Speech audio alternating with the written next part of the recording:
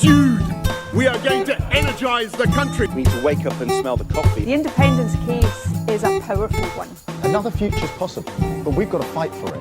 Order! Hello and welcome to the Debated podcast. As always, I'm your host, Will, and in this episode, I'm delighted to be joined by Gareth Walsh, the energy practice lead for the Tony Blair Institute for Global Change, who in this podcast, we will be discussing a paper that he has contributed to called A Just Transition for Africa, a fascinating paper, which Gareth is one of the authors of. Welcome to the podcast, Gareth.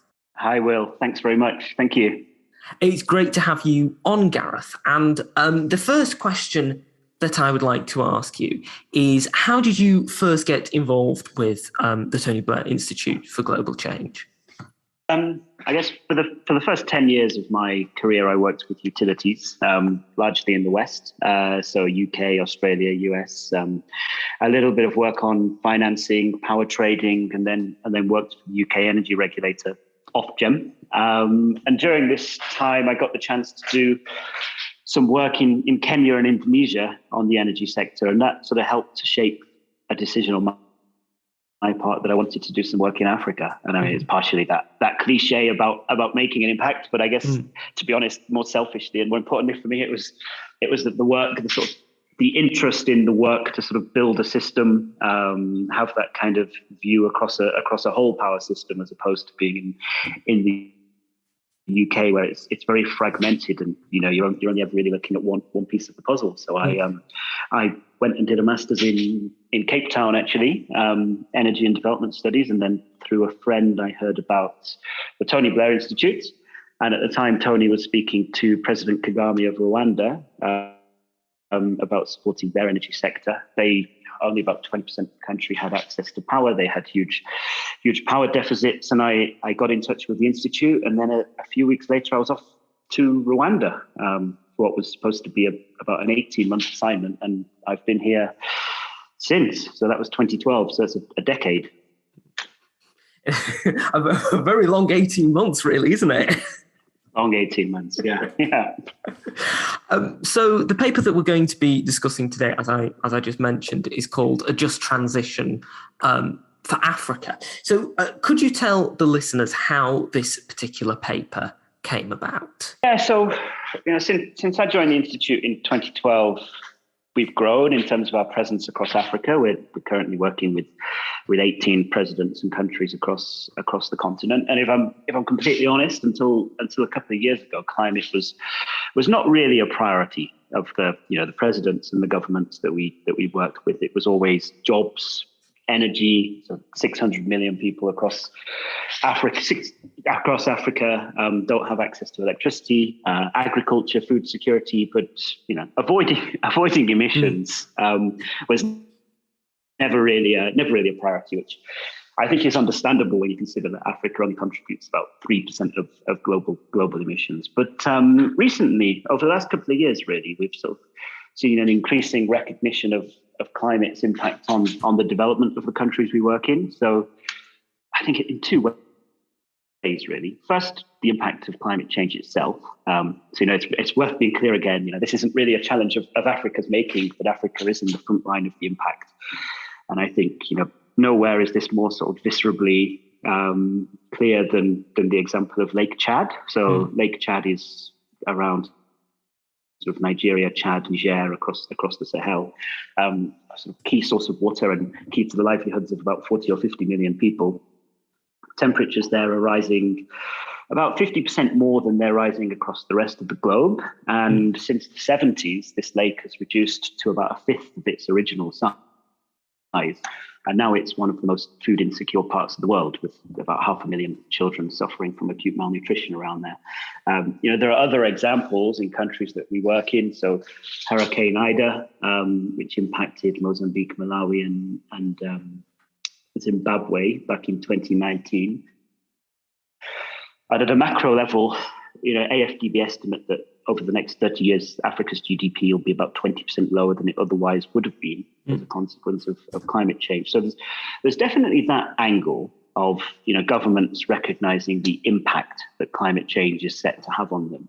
But then there's a second set of impacts which are almost more front of mind, if I'm honest, which are kind of the consequences of the reaction to climate change of us in the West. So, there's a huge disparity in emissions between countries in the West and countries in Africa. So, the average emission per person in the DRC is less than 0.5% of the average emission of someone in the US. However, on the part of the West, there's an increasing focus on curbing Africa's emissions, largely sort of by limiting finance and limiting development choices for them. And we saw this about 5 years ago, really on coal. And I'll be honest, I won't lose much sleep over that kind of coal. Coal isn't even an economic proposition in a lot of countries these days. But I think the sort of battleground that this has moved on to increasingly is gas. And a lot of the countries we work in are either looking to develop gas power plants or have gas fossil fuels. And they sort of see the hypocrisy of Europe and the US, which are still heavily dependent on gas, as you've seen by the recent price increases, trying to sort of restrict Africa's ability to move forward with things like that. So our sort of take on this is that climate change is obviously real, but it's not really a viable approach to mitigate it at the expense of Africa's development. And we thought we'd write this paper to address this overriding feeling from the governments that we work with that the West is being hypocritical on this. Yeah, and I mean, as you say, you make the point in the paper related to the transition, particularly with cheaper fossil fuels like gas. So in the paper, you argue that for Africa to be able to transition in a way that is sustainable and doesn't impede the economic development of Africa as a whole, as you mentioned there, that collectively HICs, or as you refer to them, high-income countries need to be able to pay for a financial bridge, which is the bridge between the cheaper fossil fuels like gas and slightly more expensive green energy sources. Now, how do you think that this financial package can be successfully argued as being necessary to the populations of high-income countries like the UK and the US? Because, of course, you will have people in countries like the UK and the US. And I mean, you mentioned the rise in energy bills in the UK, which is something that people in the UK will definitely be seeing at the moment. How can you argue to them that we need to give this financial package to help nations in Africa transition when we're already seeing an increasing cost of living in the UK and in other European countries, and the populations of those countries might obviously say, well, why should we be giving money there when there are obviously serious financial problems occurring in countries like the UK and countries around Europe? Yeah, I mean, it's a good question. The first point is, I think it is really a point of enlightened self-interest. So this is what we're really looking for is a fair way of addressing a global problem. First point I'd say is that fossil fuel technologies are often cheaper and more flexible in Africa than renewable technologies. So solar is only available when the sun shines, for example, whereas gas you can dispatch anytime. And if you want that solar power to be available at night, you have to invest in batteries, and that's going to cost you 2 or 3 times the price of producing power via gas. I think there are areas where renewables are cheaper. Standalone solar systems is a sort of a big success story, and is a great way of sort of rapidly expanding energy access. I think the second point to note is that Africa desperately needs low-cost energy to industrialize and create jobs. So in most countries across Africa, power is heavily subsidized. In reality, this subsidy means that they're moving money away from health and education to subsidize the power sector. And despite this, power costs in Africa are often much higher than power costs in Asia, with whom, frankly, Africa's competing to industrialize. So from an African perspective, there's not really a strong case why an African country should pay more for their power and damage their global competitiveness to address an issue that's not of their creation. But I think from a global perspective, there's a very, very strong case for this. Africa clearly can't follow the same development path as the West or even China. if you consider Africa's population is going to double by 2050, it'll be about 2.5 billion people by then. And then if you multiply that by the growth that we hope and we expect will happen on the continent, the energy demand is going to be vast. And even if Africa were to increase its emissions to the global average per person, by 2050 it'll be emitting more CO2 than China and India combined. So I would say, it really is an issue of sort of enlightened self amongst every other country in the world to make sure that Africa does not follow the bad example that we have done in the West and China have done more recently. Absolutely. Now, a bit ago, earlier on, you mentioned climate mitigation, and the paper is very clear in making a distinction between climate mitigation and climate adaptation. Now, do you think you could explain to the listeners what you mean by the terms climate mitigation and climate adaptation? Yeah, there are a lot of words in this sector, a lot of confusing words. So mitigation basically is mitigating against the impact. So essentially avoiding CO2 emissions.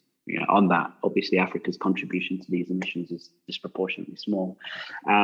Adaptation is adapting to what are sadly inevitable impacts of climate change. So this is, being able to adapt and against things like weather events through enhanced food security, flood defenses, approaches to handle migration of people. And I think on this, it's worth noting that Africa's adaptation needs are the biggest of any area of the world, in part due to unfortunate geography. They just happen to be bearing the biggest consequences climatically, but also because of the low incomes across the continent and the lack of infrastructure. And frankly, one of the best ways to adapt to the impacts of climate change is not to be poor, is to develop. Yeah, absolutely. And in terms of development as well, I think one of the interesting things that you raise in the paper is climate finance. So the ability of how to be able to finance things related to climate change. Now, how well is climate finance working in the moment in terms of building infrastructure in Africa and ensuring that there is money going into different African nations in terms of giving them help for building the infrastructure to deal with climate change? I mean, is climate finance something that's going well in Africa at the moment, or is it something that's not going as well? Yeah, I mean, obviously it's fundamental getting money flowing to Africa for funding the increased costs of the green alternatives to fossil fuels, paying and incentivizing countries to maintain carbon sinks. So Africa has some of the world's largest carbon sinks, which actually absorb CO2. And, as we've said, we're helping African countries adapt to a crisis that isn't of their making. So climate finance, I think there are four big challenges, really. The first is there's a credibility issue, which frankly has come from this failure of developing countries to honor a commitment that was made back in 2010 to channel around $100 billion a year to developing countries to help with both climate mitigation and climate adaptation. This hasn't been honored. The deadline for this was 2020. The latest numbers that are available are from 2019, and the total commitments then were around 80 billion. To be honest, I was at COP this year, and this was a bit of a shadow hanging over COP and a bit of a stain on the West's credibility. But even beyond that, there's then the type of money that's being given, and African countries would argue far too much of this money is coming in the form of loans, not grants. There's a third issue, which is how the money that actually was committed and was channeled was spent, and only a quarter of the money that was channeled to developing countries was actually spent on adaptation. So that's about 20 billion in 2018. There's a UN estimate that by 2030 the developing countries will need around $300 billion a year. So there's a huge shortfall, and I think another another thing that sort of grates with African countries is the focus on spending this money on mitigation, i.e. preventing them, helping prevent them from emitting, rather than adaptation, which is kind of helping them adapt to the mess that we've created. So, a good analogy is that there's this global lake that we're all sitting around, and the West's been pouring toxic mess into it for a century, and that's all piling up on Africa's shores.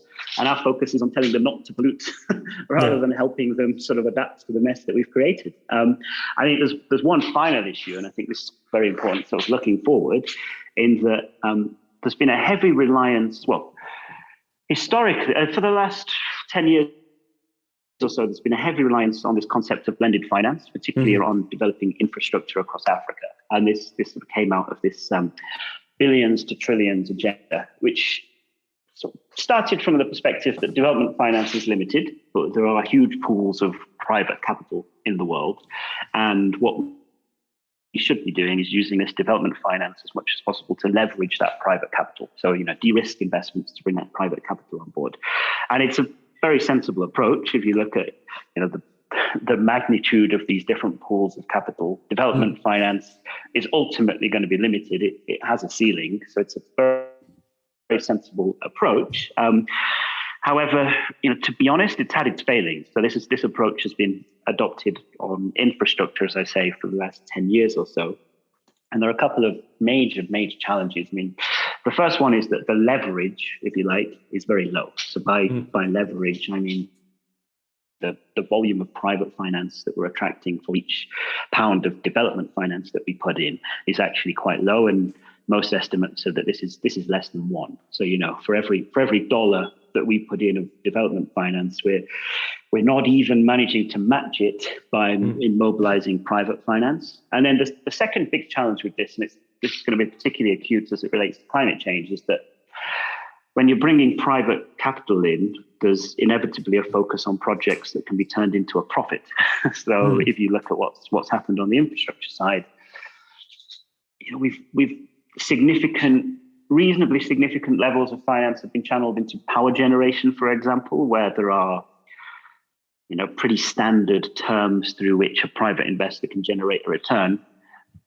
There's a huge shortfall in other areas, though, like water supply and sanitation, which are less easy to monetize and make a profit from.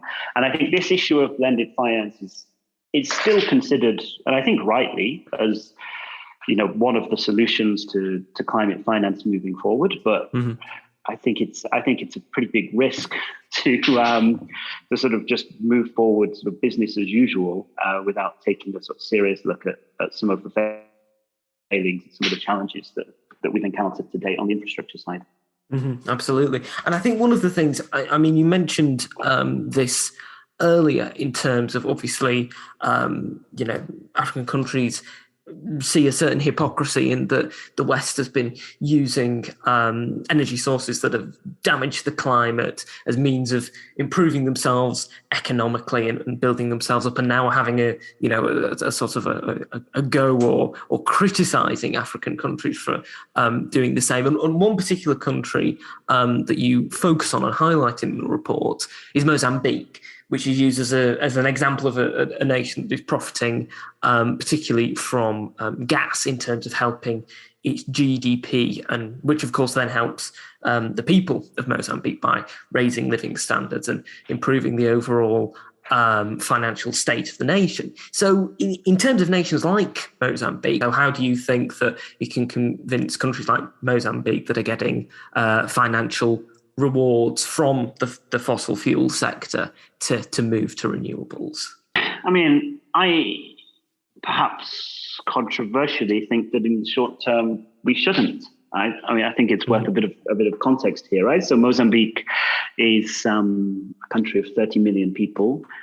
Their electricity consumption, did this calculation the other day actually, their electricity consumption is less than the UK uses on washing machines, right? They're a country where the GDP per capita is $500. The UK is a country where GDP per capita is $40,000. And Mozambique's sort of emissions per person are incredibly low. So sort of looked at this. So today we're talking on the 20th of January. By today, this year, the average person in the UK will have contributed more CO2 emissions than the average Mozambican will have over this entire year, right? So just to sort of clarify the scale of the disparity here. And I mean, you've got to stack against that the benefits for Mozambique. So the gas could increase government revenues by about $4 or $5 billion a year. And for a country like Mozambique, this is critical. This is money that can go into education, health, drive development. You're also producing gas, which can help to low-cost power, which, as we've said before, is critical to drive industrialization. So I think if you take the perspective that there's a finite carbon budget left in the world, and there's a finite amount of carbon that can be emitted, which most sensible people do, I think driving development in an area like Mozambique is a good use of that. And I think it's incredibly difficult to argue to a country like Mozambique that they shouldn't, particularly if I saw in the news recently that there's an airline in Europe that have flown 18,000 empty flights across Europe just to maintain landing slots, right? So, if you're talking about exploiting gas so that a country can fund education and health versus that, I think it's a very, very difficult sell. I think what we can do is we can start supporting them on their energy transition, and not, as a lot of Western governments are sort of looking at now, by limiting their development choices, but by helping them sort of slowly bring on board alternatives. So they have huge hydro potential, for example. There are a couple of large hydro projects that we're supporting them to develop that can help not only their energy transition, but also the energy transition of South Africa and other countries in the region.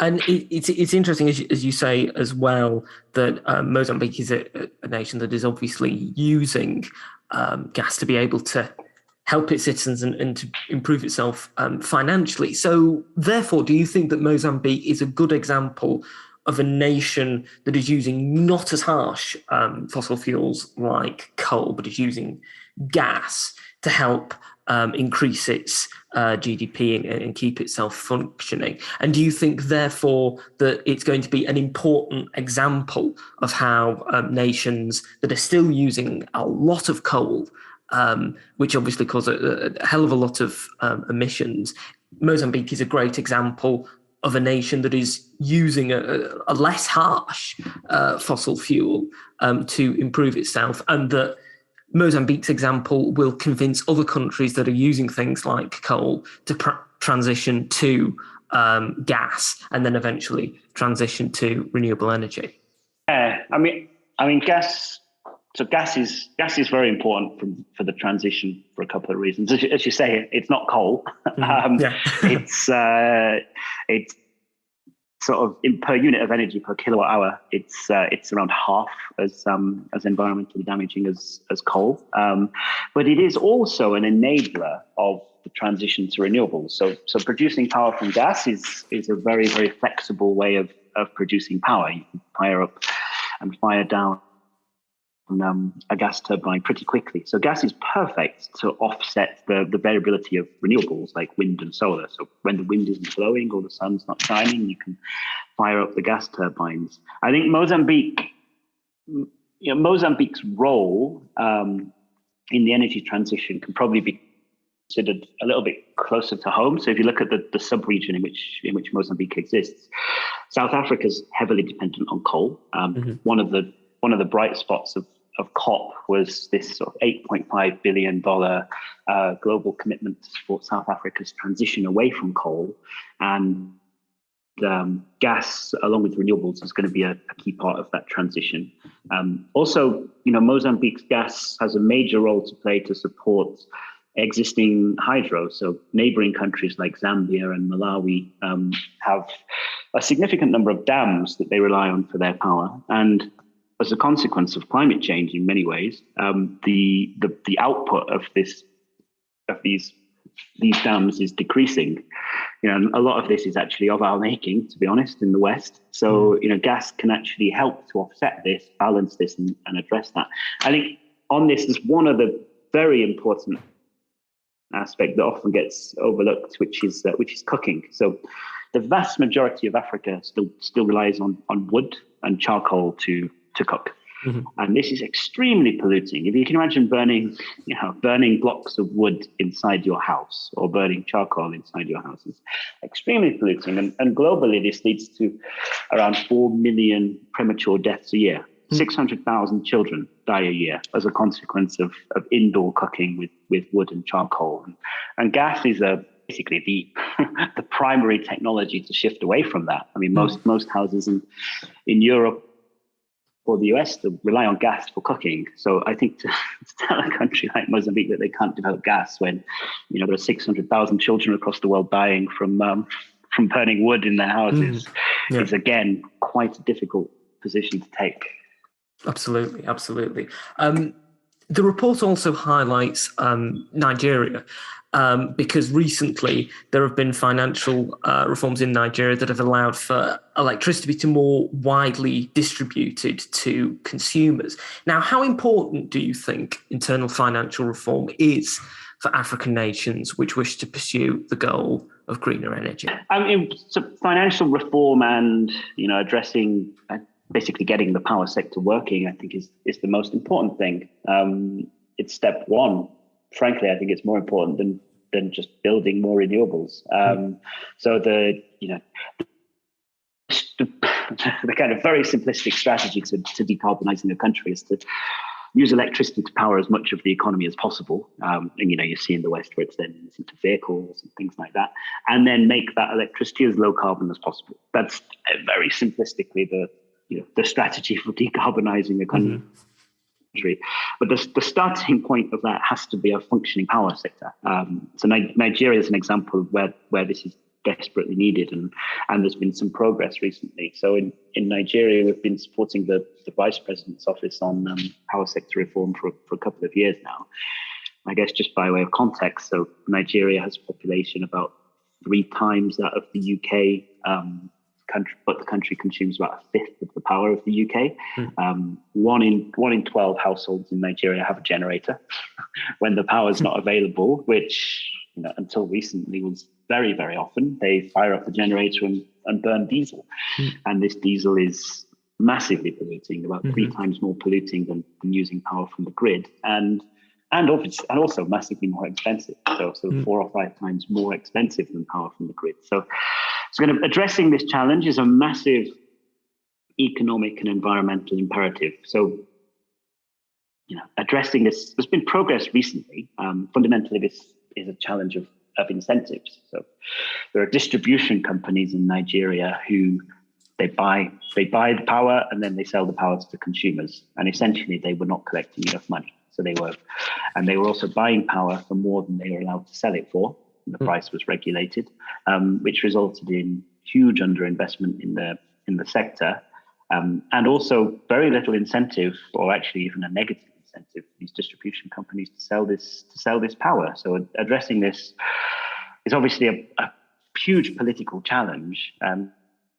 It's quite difficult to tell the population in a country like Nigeria that you're planning to increase the tariff to address these issues when the quality of supply is so poor.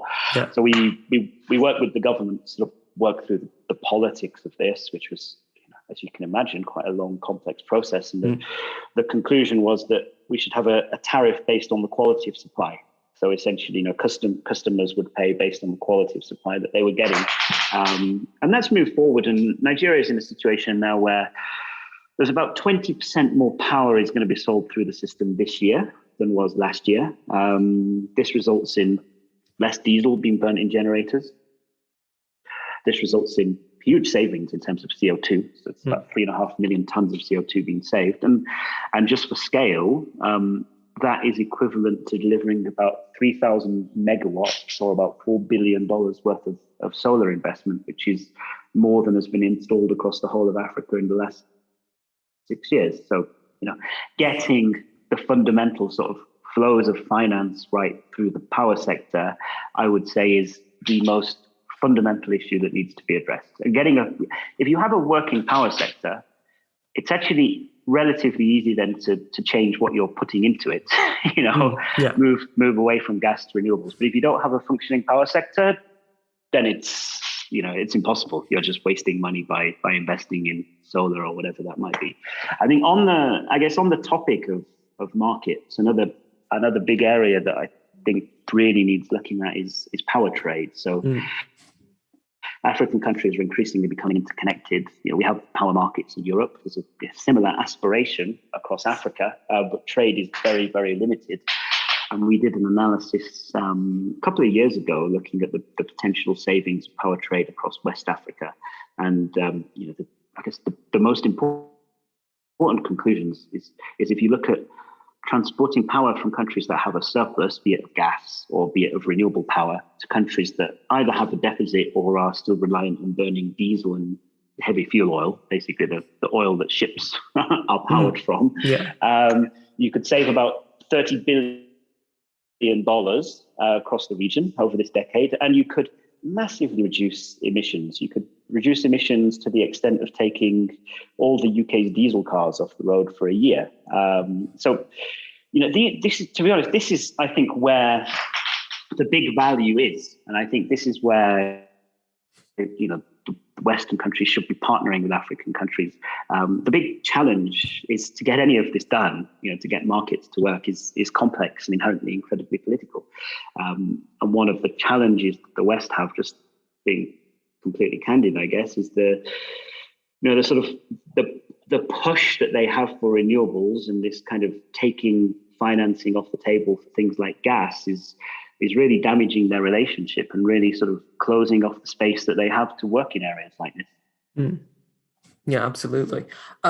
Something else that is also important, and you mentioned it in relation to the burning of wood, is all obviously deforestation and the removal of trees, and of course the impact that then has on the climate. And Gabon is mentioned as a nation that is particularly important, given how much of its forest it has maintained. And there is an argument there, the need to provide some form of financial reward for it as a nation because it has maintained so much of its forest. So how best do you think that financial reward could be directed to nations like Gabon that have protected their forests and have ensured that there hasn't been the same sort of scale of deforestation as we've seen perhaps hundreds of years ago in Europe, or that we are seeing at the moment in nations like Brazil? Yeah, so this is a big challenge. So you've got a country like Gabon, which is 85% rainforest, one of the few countries in the world that's actually an absorber rather than an emitter of CO2, absorbing emissions equivalent to the emissions of Holland, actually. So like a significant kind of sink of carbon. And there's a huge global benefit of this, but obviously there is a cost to Gabon. There's a cost. There's an actual cost to maintaining it, and then there's as you say, if you compare them to a country like Brazil, there's been a historical cost and an opportunity cost of foregone earnings. Foregone earnings from whatever it may be, logging trees or planting crops, agricultural revenues. But I guess despite this, there's still not really a formal mechanism to reward countries like Gabon for the value of their forests. And, this is replicated across Africa. There's Cameroon, there's the Democratic Republic of Congo. There are lots of African countries that are in a similar situation. European countries a number of European donors have sort of stepped up, European donor countries, and they're paying Gabon around $5 to $8 for every ton of carbon that these forests actually absorb. But this is on an entirely voluntary basis. And I think, there are a couple of challenges with this. The first is the value that they're getting. So if you look at the European carbon trading scheme, the incentive on a European company to avoid emissions is around $100 a ton, which is, obviously significantly more than the $5 to $10 and that Gabon are getting for the carbon that they're absorbing. So that's one challenge. I think the other major challenge is that this is a voluntary scheme. There's still no sort of clearly defined global architecture for them to be rewarded and incentivized for what they're doing. And this is a voluntary scheme that's sort of at the largesse of Western governments, which inherently means it's unreliable. So I think there is a need to get all of this sorted out and all of this in place. And it sort of relates to what I said at the beginning about fairness. It's not for us to say what's fair, but unless there is this sort of a global architecture and flows of finance in place that African countries and other countries can at least look at and say is credible, can at least look at and say, that in some way is sort of realistic based on the role that we've historically played in emissions and the role that we're playing in emissions now. And any sort of move to address climate change, I think, is doomed to failure in reality, because if you want people to play ball, they have to understand that there's something fair. Democratic countries won't stand for something that isn't. I don't think the UK would. Yeah, no, absolutely. No, I completely agree. Now, you mentioned attending COP26 earlier, and I just wondered, just for the listeners, I mean, what was it like attending COP26? What did it feel like? Because it must have been a sort of a very strange experience, given how much attention was on the conference and how pivotal it was seen as. Yeah, I'll be honest, I didn't really notice the attention when you're there, because you're sort of too busy being there. The daily COVID testing was a pain. I know there was a lot of talk about issues of venue capacity and queues. I didn't experience that, to be honest.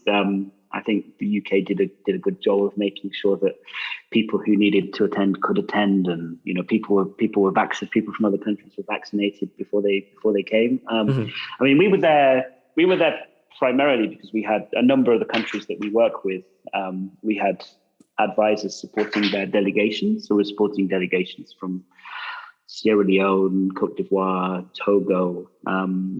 I'll confess we weren't involved in the negotiations. I mean, there's no reason why we should be. So I won't really comment on that. But from as I said before, from an African perspective, the failure to honour the $100 billion a year was a bit of a cloud. I think it was quite well structured. So the first week was a bit of a trade show. Not disparagingly, it was actually a constructive session. I think it helped to set the tone. There were a lot of announcements that weren't a part of the core COP settlements, but sort of peripheral announcements and coalitions of countries and philanthropists and private sector getting together. And there were announcements like there was this, as I mentioned before, this $8.5 billion to address South Africa's transition. There was, from our perspective of interest, there's $1.5 billion announced to help protect the Congo basin. There was an announcement of around $25 billion to fund an adaptation accelerator program to help Africa's sort of adaptation. So I think having all of that in the first week was actually very good and very useful to sort of build momentum. The governments that we're supporting with spent a lot of time during that first week showcasing projects and investments to, as I say, it was a bit of a trade show. So showcasing their projects and investments to whether it's development finance institutions, potential private investors, philanthropists. So I think that was good. I mean, there's still a bit of skepticism, I think, a well-justified skepticism based on kind of what's happened historically about whether this money will actually flow and the pace at which this money will actually flow. But that was the sense was a reasonable level of optimism on that side. And optimism is, of course, something that certainly in relation to the climate and climate change is something that we need, certainly.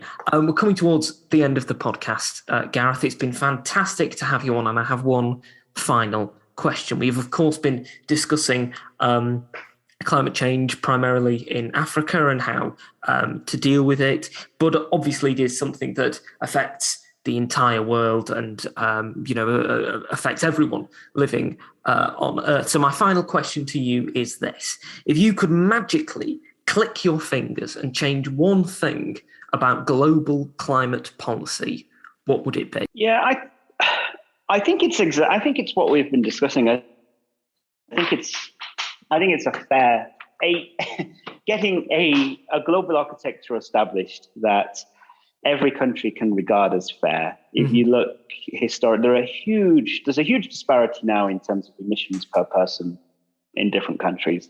There's a huge disparity now in terms of cumulative global emissions per person per country. And I think until there's a solution to that, until there's a sort of architecture set up that different people in different countries can regard as fair, things are not going to progress at the rate that's necessary. I think you will always have, as you're having in the UK, you're having in the US, you're having people say, why should we do this if China are not doing this? In Africa, you will have the why should we do this given that the UK have been polluting for 120 years? They had their industrial revolution in the 1800s. We're having ours in the 2020s, right? You're always going to have that. So I think the most fundamental thing is to get that global agreement in place that people can at least regard as being in some way fair. Well, I think that is a fantastic thing to hope for and to wish for, and something that I know that you are working very hard to achieve with the Institute. Thank you once again for coming on the podcast, Gareth. If people want to find out more about you and more about the paper and the Institute, where should they go to find out more about you and the paper and the Institute? They can go to the Institute website, which I can't recall off the top of my head, but I think if you Google Tony Blair Institute and just transition, you'll find the paper. And I'm open to people getting in touch. So people feel free to email me on g.walsh@institute.global. Fantastic. Well, thank you once again for coming on the podcast, Gareth. Great. Thank you very much. It's been a pleasure. Thank you. Thank you for listening to this episode of the podcast. If you've enjoyed it, you can subscribe to us on iTunes, Spotify, Podbean, and Amazon Music. You can also follow us on Twitter, @DebatedPodcast, like us on Facebook, Debated Podcast, and if you'd like to get in touch with us, whether about appearing on an episode of the podcast or commenting on an episode that you've listened to, you can do so at thedebatedpodcast@gmail.com. Thank you for listening. I hope you listen to the next one.